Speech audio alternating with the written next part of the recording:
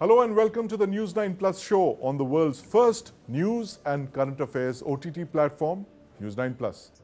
Tonight we'll be talking about CM Kejriwal running his government from behind bars and a Baloch separatist attack against a Pakistan Navy airbase. But first we'll talk about the Moscow terror attack. Now Russia witnessed its most horrific terror attack in 20 years when 4 terrorists gunned down 139 civilians at the Crocus City Hall in Moscow. Indians who saw the horrific visuals coming out of the attack were instantly reminded of the November 26, 2008 attacks on Mumbai. There are several parallels between Mumbai and Moscow. The cold-blooded killing of hundreds of innocent civilians using guns and knives, arson to create a bigger spectacle for the TV cameras. Now, Mumbai 26/11 was the work of the Pakistani deep state. We have overwhelming evidence to suggest this. But who was behind the Moscow 26/11 style attacks? Joining me to discuss this are Grigori Serscikov, Ambassador Anil Trigunyat, and my colleague Justin Thomas in the studio here. Gentlemen, welcome to the News9 Plus show. Grigori, I want to start by asking you, is it absolutely clear in your mind that it was ISIS that carried out this attack? What are the unanswered questions around this horrific terror attack in Moscow? Yeah. From what we have been seeing so far, there is no doubt in my mind that this attack was perpetrated by ISIS, precisely ISIS Khorasan, of Vilayat Khorasan, in Moscow, exactly. Right, and President Putin said today that he believes it was Islamic terrorists who carried out the attack. It's a shift in his earlier statements. Does that indicate that the Russian state also believes that this is the case, and the fact that, it's not that wider conspiracy has kind of abated now, the fact that there could be Western countries or something involved in this? Is that now out of the realm of possibility? Yeah, the President Putin said yesterday that the attack was definitively perpetrated by Islamist terrorists, but he also added that, but who was behind this attack, who actually was paying for this attack, it still needs to be cleared, right, to be investigated. Right. Yes, but so far the main reason, the main idea that the attack was perpetrated by ISIS in Russia, and the main perpetrators were Tajik of Tajik nationality. Yes, absolutely. Justin, a lot of unanswered questions there. Before I come to you, I'm going to ask Ambassador Trigunyat this. Ambassador Trigunyat, whatever big, spectacular terror attack takes place, it's usually quickly templatized and adopted by other terror groups. We have the example of Mumbai 26/11 being templated and used in others to attack other cities, like you have it being attacked, the Westgate City Mall being attacked in Kenya, and then in Paris. Do you believe that this terror attack, I mean, it's a very strange kind of terror attack, if I may use that word, that you have, unlike religiously brainwashed, jihadi terrorists who come and they fight to the finish. Here you had something that looked something out of, a scenario that's out of this Hollywood film, The Usual Suspects. Where a bunch of people who don't know each other are called by, mysterious people who are promised money, they carry out this attack. Do you think this is a new template of a terror attack that we can worry about? Well, I think, in my view, we should worry about terrorism per se. Yes. And unfortunately, what we see is that there is no serious effort globally to fight this global menace. We have seen, India suffered a great deal, and you mentioned 26/11. But what is interesting about these two, and in Russia, this is not the first time. I used to be there in Moscow when they used the Chechen wars, and at that time, this country, whether attacks on the metros or the theaters were rather common, and with great, very difficult times those were. But now we thought that ISIS is probably consigned to history, but ISIS is seen live and kicking and doing everything. But what is common in both these events and also in Sri Lanka attacks is that there was a prior intelligence and very incredible intelligence from both sides, but because of the trust deficit that was not carried out. Do you remember that 26/11 also we had initially Yes. we about this. Here, the Americans have been advising their people to leave. Apparently, they had shared with the Russians that there could be an attack like that. Right. But because of the continuing trust deficit, Yes. it becomes extremely difficult for the agencies to take to take it to the logical conclusion Right. and do that. So that is something. But I must say that now the world has to gear up. Yes. They cannot just sit in silos and think that my terrorist versus your terrorist. Yes, There absolutely. are a number of reasons, groups which are very, very solid, and ISIS knows how to regroup itself. It is a diffused group at the moment, but its ideology is very much alive. Just last week or so, I think the ISIS head of India, that Faruqi, was arrested. Yes. We have seen one IIT graduate, IIT student from Assam, Yeah. who was also arrested. So it is very much there. I mean, it is. We cannot just, in the other scheme of things, Right. forget about terrorism. But that Pakistan still remains a terror factor. Yes, absolutely. No, and the point that you made, Ambassador Trigunya, very important one, the trust deficit. And in the world that we are in right now, the trust deficit between Russia and the US is probably at, there's absolutely zero trust between the two sides, and which is why President Putin, I mean, just 3 days before the bombings, Justin, you remember what he said, that he disregarded the warnings and he said it's actually outright blackmail, that the Western world seems to be threatening to intimidate and blackmail our society. But what are the unanswered questions according to you, Justin?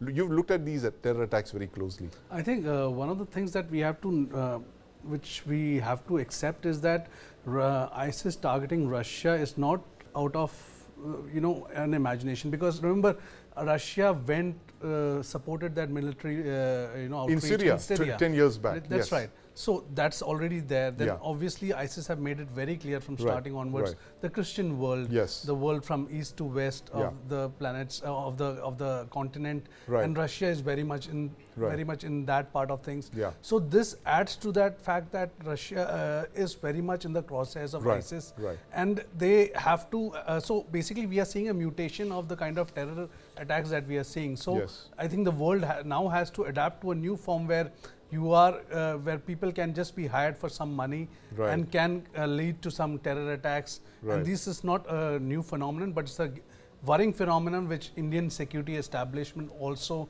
needs to take into consideration. Yeah. Because at the end of the day, the influence of ISIS is still there. They have changed their tactics. Yes. They're not maybe like that. They were like 7-8 years back, but they've definitely learned how to go about it. So that's where I think the countries have to learn Right. how to target this wave of attacks. Yeah, so it's actually that DIY terrorists, Justin. This concept came up a couple of years back. If you remember, there's self-radicalized, self-motivated terrorists who usually they were lone wolf attacks, but this one seems to be a larger version of that, the outsourced hit, if you can call it that. But Grigori, what are the other fears apart from this? What Ambassador Trigunya said, this trust deficit between Russia and the United States, where the US, at least a month in advance, warned the Russian Federation of the possibility of such attacks, and they were disregarded. Could it have other consequences as well? Given the fact that both Russia and the United States are the biggest nuclear weapon states on the planet, the trust deficit, how does this play out in the nuclear weapons scenario when you're disregarding these kind of warnings? I mean, could this spiral into something worse in your mind? Yeah, potentially everything is possible, but I think that concerning the nuclear issue, Yeah. there is preventing mechanisms between Russia and the United States. There is a hotlines not only between militaries and ministers of defense, but for example, a hotline between the head of Russian foreign intelligence, Mr. Narishkin, and his counterpart Burns in the CIA. So, but to prevent nuclear holocaust, I believe there are still solid mechanisms in place, and they are functioning. They're functioning indeed, but the larger implications of these attacks, Grigori, the fact that like you mentioned, the modus operandi, Justin suggested, the outsourced hit, where you have a group of terrorists with no previous record, who've already inside the Russian Federation, and they're carrying out these kind of you can't call them lone wolf attacks, but lone wolves attack, wolf pack attacks or something like that. But does that present a possibility of more such attacks occurring in the future? Yeah, so we have to look back into background of these perpetrators, of the terrorists. Right. In fact, there is a huge pool of potential recruits in Russia today who came from the Republic of Central Asia. Yes. And don't forget the official terrorists, designated terrorists now in custody, they are all Tajik, and Tajikistan is bordering Afghanistan. Right. And so I'm confident that they were recruited by fellow Tajiks from Afghanistan who spoke their language and understood their mentality. So yes, potentially there is a huge possibility that the similar copycat attack could take place in Russia. Right, absolutely. Ambassador Trigoniat, now, while the Russian Federation believes that this is the work of Islamic militants, there's this speculation that who was behind them and, who could have paid for this. Do you think that this could become the casus belli for a larger provocation, an escalation in the war that's already on between Russia and Ukraine? It could be used to stage further, conventional attacks, for instance.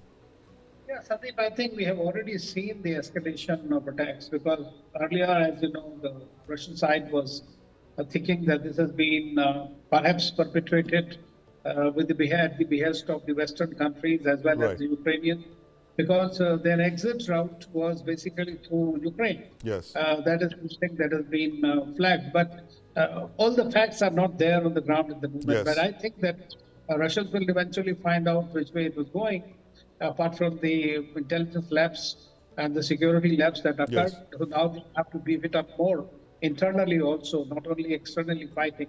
Right. Because when you're fighting a war, today the war has become very complex. Number one, not only it has become far too long, but at the same time it is in different theaters. And the domestic theater is the worst and the most, I would say, easy to penetrate. I mean, that's what probably happened now.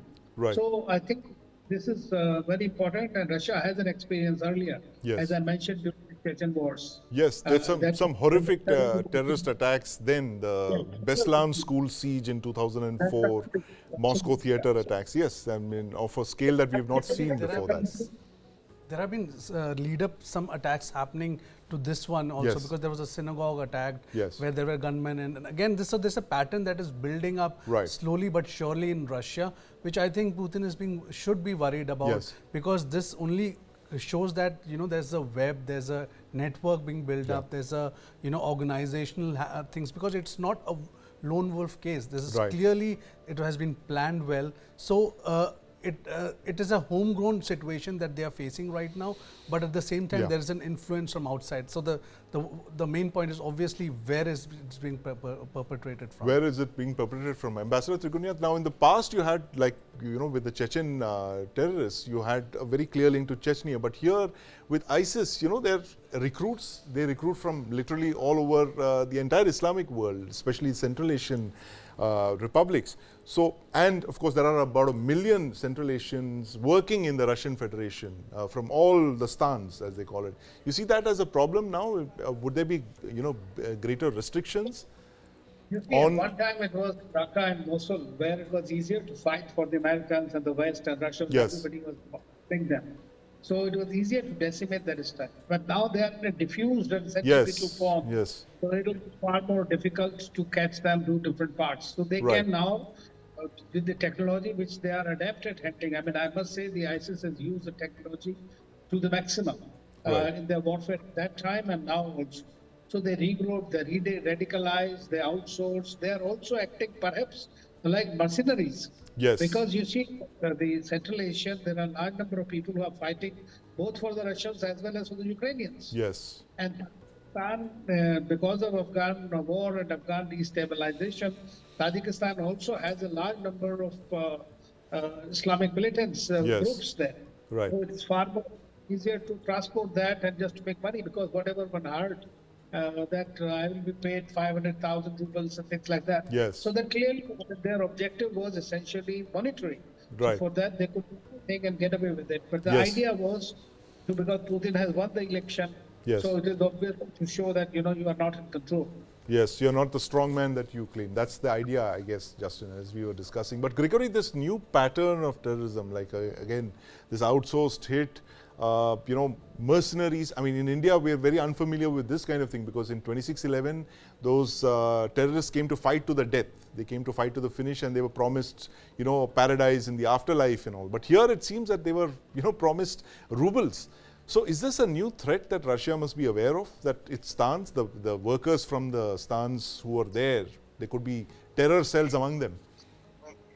Yeah, it's a very interesting point because it's clearly a different pattern. Actually, there is no pattern. It's an outliner concerning the modus operandi of ISIS. Because, as you rightly said, ISIS terrorists usually come to die, not to escape. Yes. But here, based on what Russian media is saying, they were promised, they got payment of 500. The numbers are different between 500,000 and 1 million rubles. Right. And yes, they try to escape Yes. towards Ukraine. And that's quite unusual. Yes. If you look at a recent massive terrorist attack by ISIS in Iran, in Qumran, Yes. In the beginning of this year, when two terrorists blown themselves among the crowds, commemorating the death of Qasem Soleimani in Qumran. Yes. So they died, killing around 100 people. Again, Right. it's clear-cut pattern of ISIS modus operandi. But here, it was obviously not. And another interesting point, the entire attack Yes. took only 13 minutes. Right. So they escaped after 13 minutes. They Yes. escaped the Crocus Center. Again, it's quite unusual. Short time, killing as much as possible and Yes. escaping. Yes. I can't say with certainty that in the future this similar type of attacks will take place, Right. but it's indeed an outliner in the modus operandi. Absolutely. And Ambassador Trigoniath, as they once said of the Bofors gun, is a shoot and scoot capability. So you're looking at shoot and scoot terrorists now, who are doing this for money rather than, the afterlife. Yeah, I mean, in fact, even in India and Kashmir earlier, we saw that because they could not penetrate into India, Yeah. so they tried to recruit people who don't have any record. Yes. So the new ones, just first timers. Right. So that is also becoming a new trend in this terrorism business. Yeah. So I think one has to be extremely careful and Absolutely.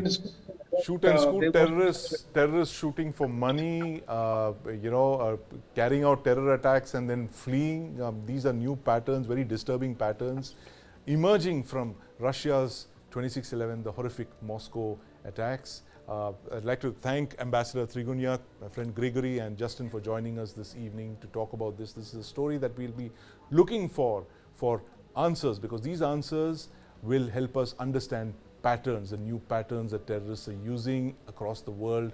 These attacks are usually replicated by terrorists, and one fears that this could be a pattern that terrorist groups would use across the world. Delhi Chief Minister Arvind Kejriwal seems to be running his government from behind bars. But can he?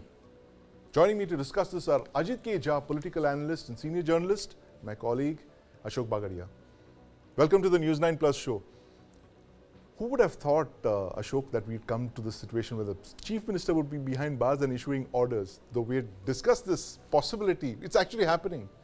Yeah, it's a very strange situation that we are witnessing today, that there is a elected Chief Minister of a union territory, or I shall call it a national capital region of Delhi, who is behind bars for his alleged acts of corruption. Now, this poses a very difficult question for the Indian polity. Now, here we have a situation where a elected Chief Minister is an accused in a case. He has been apprehended by the Enforcement Directorate. He is now under police custody and technically behind bars. But the situation here is, can Arvind Kejriwal continue to be as the Chief Minister of Delhi and run the government from behind the bars. So there are two aspects to this situation. One is the practical aspect and the other is the legal aspect. So I'll talk about the legal aspect first, where legally there is no bar for a person who has been elected and is the Chief Minister of a state or a union territory and is behind bars. So this does not stick any disqualification on him that he is barred from holding the position of the Chief Minister. The second bit is, can he run the office of the Chief Minister from the jail? Now, in the past, Supreme Court has frowned on such a practice of a convicted politician being elected or appointed as a Chief Minister, as it happened in 2001 in the Jayalalitha's case, where the matter went to the court, where what had happened was Jayalalitha was in 2000 convicted by a court under the Prevention of Corruption Act and sentenced to a jail term of 3 years.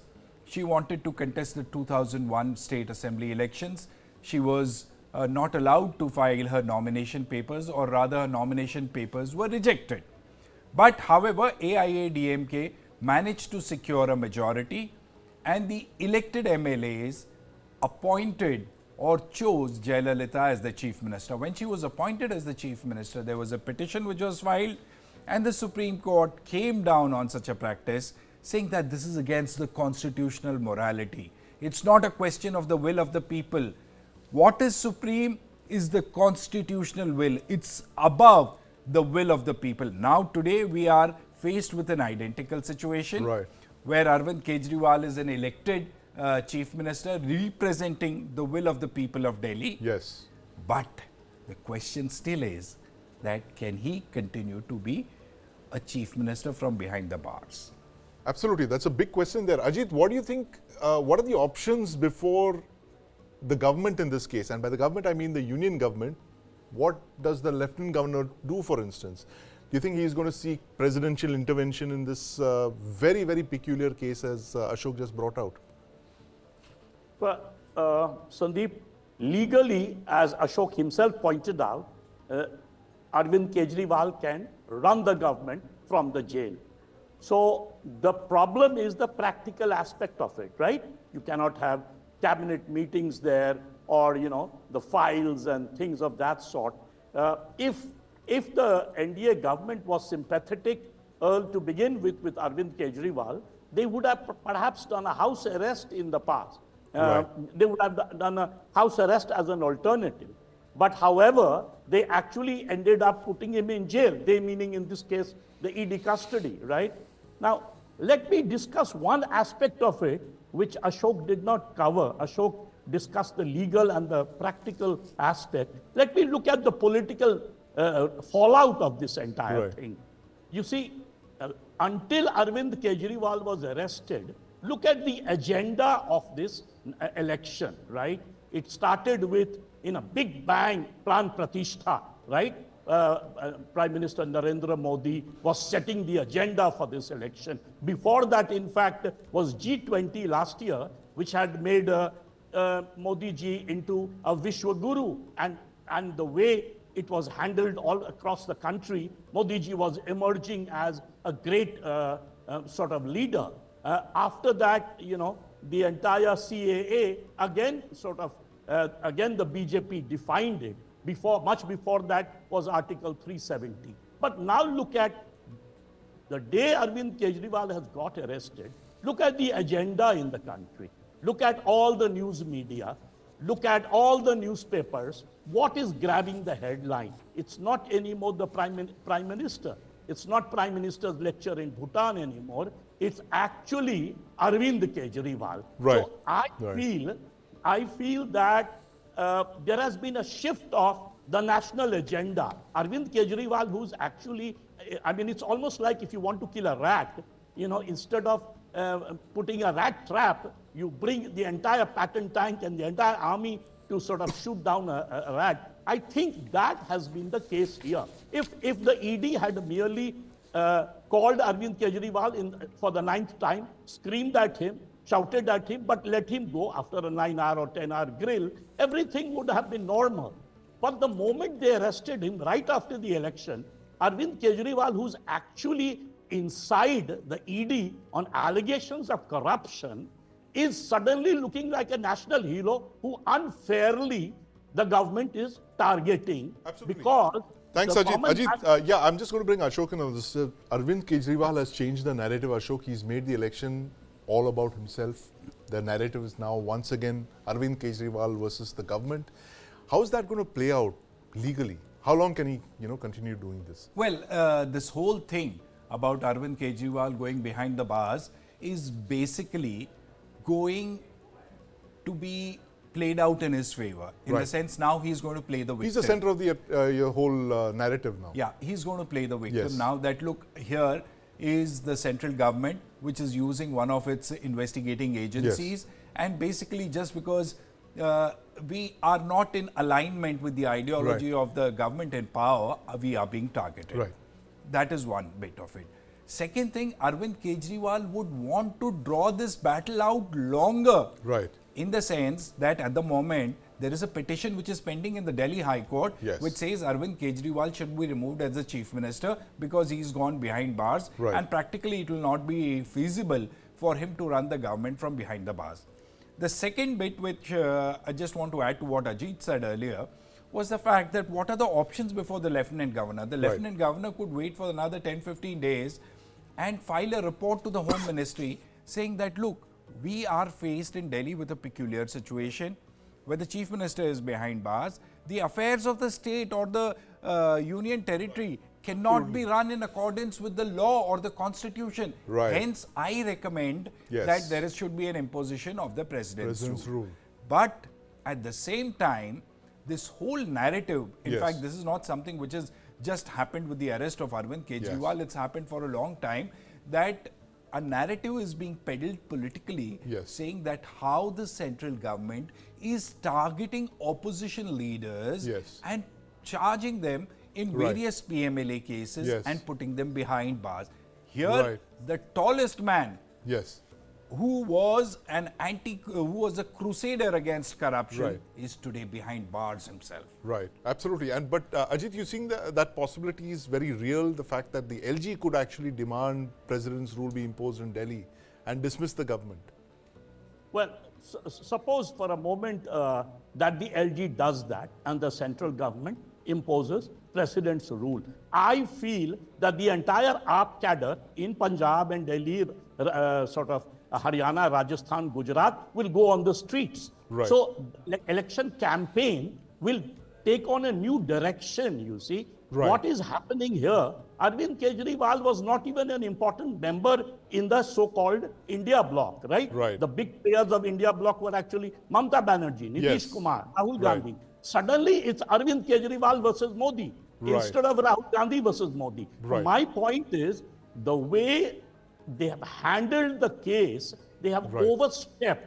Too much of force has been used. And this man is a culprit, but he has suddenly become a victim in the eyes of the people. Look at the way right now in Delhi, there are all protests all around. On 31st, there's going to be a massive protest. So I'm saying the entire thing should have been handled more carefully because elections had already been announced. Right, absolutely. So you think, Ashok, that was a mistake that the center made, as in, arresting him so close to the elections when it actually become a huge, electoral issue, as Arvind Kejriwal seems to have changed. Probably on the face of it, it looks like that the ED has taken a bite which is too big for it and now it cannot chew. Right. So the issue here is that this possibly, the arrest of Arvind Kejriwal could backfire. Now, in the last few days since Arvind has been arrested, we haven't seen much of a movement on the streets of Delhi except for today. Right.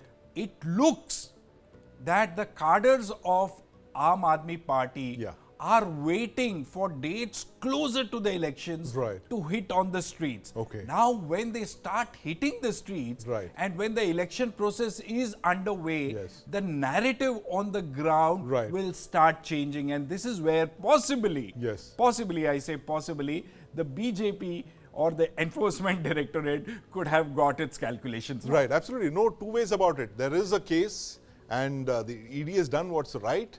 But the timing of this whole thing suggests that it might have bitten off more than it can chew. You think it will be a major, election strategy for the AAP, Ajit, as Ashok was suggesting, closer to the elections? Fight, get out into the streets, bring your cadres, and tell the electors that, tell the voters that here is the man who's being wronged.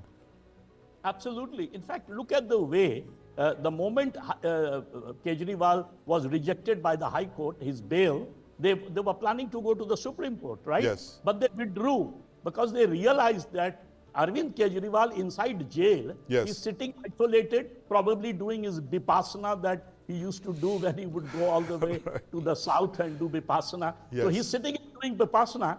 Right. But remember, AAP is like BJP, a cadre-based party, right? Yes. So all the cadre will be on the street, and Right. suddenly AAP ends up getting much more mileage in the Yes. so-called Indian election than it would have otherwise got in a Lok Sabha poll. Right. And when you target your opponent, whether Yes. the opponent is plus or minus, remember Lalu Prasad Yadav, the more he was targeted, the more he would win the Yes. Bihar poll, right? So the Right. moment you target someone, there is sympathy wave for that person, Yes. whether that person, in this case, as we know, there are allegations of corruption of more than 100 crores, right? Right. But somehow that whole issue has fizzled out, given the fact that there is a bond issue going on in the country, right? Yes. Where all the political parties have been named. So people are thinking, is hammam mein to sab nange hain, right? Right. Everyone is involved in this, but Kejriwal is being targeted, others are not. Right. So somehow the sympathy wave has shifted. It has begun to shift. And Right. the more he's inside jail, the more he'll become popular. Yeah. And for him, it's good. He's just sitting there and doing vipassana. Right? He's just sitting there doing vipassana, and as Ajit said, the name's bond, electoral bond, and that seems to have taken the wind out of the Congress's sails. And let's not forget, Ashok, the Congress is the party that actually exposed this whole Delhi liquor scam. You have the chief minister behind bars, but like you said, he's not going to be wanting to come out in a hurry because he's made an electoral issue for himself. There's no question, you think, in your mind that he would actually prefer to hand over the chief ministership to another party member, Atishi or Saurabh Bharadwaj, and he's going to continue being the chief minister, issuing orders from behind bars? See, the little bit I know Arvind Kejriwal, he's actually a terribly insecure person, right? Right. Remember that famous episode where he chucked out all the bright guys Yes. who were in the party, like Yogendra Yadav, Right, Professor Anand Kumar, the other Ajit Kumar Jha, who was in the AAP earlier Yes. and now in one of the farmers' leader. So, in fact, even Bhushan, right? Yes, the Bhushans, Prashant and Shanti Bhushan. Prashant Yes. Bhushan, right. So he's a terribly insecure person. Yes. He will not hand over power to Atishi, who probably is much more competent and Yes. much more honest than Arvind Kejriwal. But right now, what I'm pointing out, people are not weighing that on the. Right. When I went out and talked to people, Yes. everyone is asking me, "Bhai, jail क्यों दे दिया? सारे Right. नेता तो फंसे हुए हैं case में." Right, So I'm right. the public mood is slowly going to change, and the Yes. longer they keep him inside jail, the Right. more he'll become a sympathy figure. Absolutely. He'll Ashok mentioned that the ED might have bitten off more than it can have chewed, and the timing of the arrest is what seems to have given the Aam Aadmi Party a new fillip of life. Arvind Kejriwal is now the center of attention, whether he is the chief minister or he's going to stay behind bars and continue being chief minister, we don't know. But for the moment, it appears that the AAP has got itself an electoral issue. Thank you very much, Ajit and Ashok, for joining us this evening. Baloch militants attacked a Pakistan naval airbase, killing at least one soldier. This attack on the Turbat base in southwestern Pakistan was the second assault by ethnic Baloch militants on a military facility over the past week. Earlier, Pakistan's Gwadar port was attacked, for which the BLA claimed responsibility. 8 militants and 2 soldiers were killed in this attack on a complex outside Pakistan's strategic Gwadar port. Joining me to discuss the impact of these attacks on Balochistan are Brigadier Kuldeep Singh and my colleague Deepak Badana here in the studio. Brigadier Singh, thank you for being on the News9 Plus show. Thank you, Sandeep and News9. It's always a pleasure to be with you all. Why are the Baloch militants attacking Gwadar and now this airbase in Turbat, PNS Siddiq? Baluch separatism and the attacks against both Pakistani and Chinese assets in Balochistan actually merit analysis in the context of three diverse geopolitical dynamics.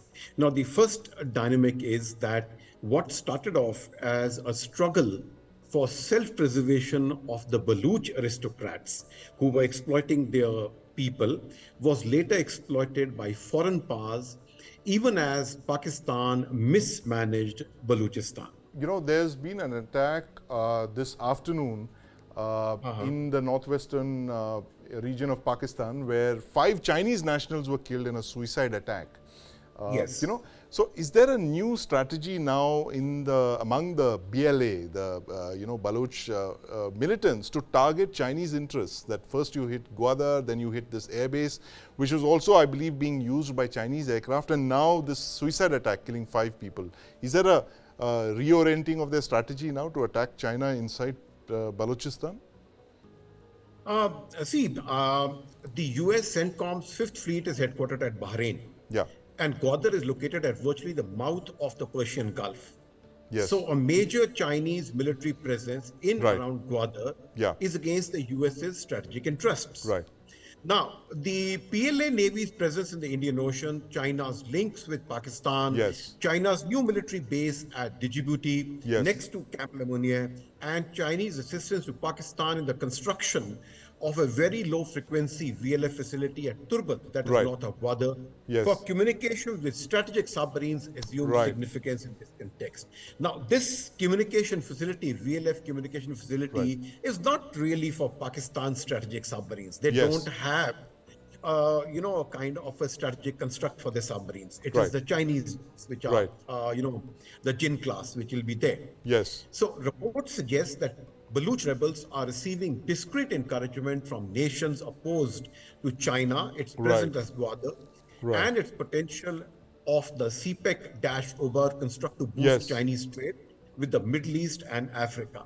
Now, the point that needs to be noted is that the point I was trying to make is that what started off as a struggle by the Baluch aristocrats to maintain their own self-preservation was later, first exploited by the Iraqis during just prior to the Iran-Iraq war. They started sponsoring and funding the Baluch rebels, as a proxy against Iran and Pakistan. Now, during the Soviet conflict, there were reports of the KGB, funding the BLA and arming them because the Pakistan, Saudi, US combined was had intervened, through the Mujahideen in Afghanistan. And post 2005, post 2001, there were many reports of Afghanistan accommodating Baluch rebels like Aslam Baloch and other separatists in Kandahar for many years. Yes, but Brigadier Singh, sorry to interrupt you, but this point that you made about the VLF station in Turbat, Deepak, Turbat is the area that was attacked today or yesterday. This is not a fact that's known to many people, but like you said, it's meant to communicate with submerged submarines, nuclear submarines, and that would make it a strategic Chinese asset within Balochistan. All of this is, so basically this fits in, you're saying, with a larger plan of attacking China within Balochistan. Of course. You see, the VLF facility is very important for the PLA Navy's strategic submarines because, the Indian Ocean, as you know, they have been trying, since many, many years to establish a presence. And they were able to do that through the, Anti-Piracy Task Force, the APTC, the APTF, that you are able to establish a presence to that. And they have been running that and augmenting that presence in various ways over there. Now, the Indian Ocean is an area or a zone, IOR is a region through which a huge amount of trade passes between the West and Africa, etc., and Europe. So therefore, for strategic submarines to be able to operate over there, they require this communication facility. And what better place than to establish a VLF facility than in a client state. So this is a very important, setup for the Chinese. Very important setup there, Deepak. And did you know of this existence of the strategic Chinese facility there in Pakistan, Balochistan, as Brigadier Singh was mentioning? And what do you think is going to be the larger ramifications of this Chinese presence in Balochistan?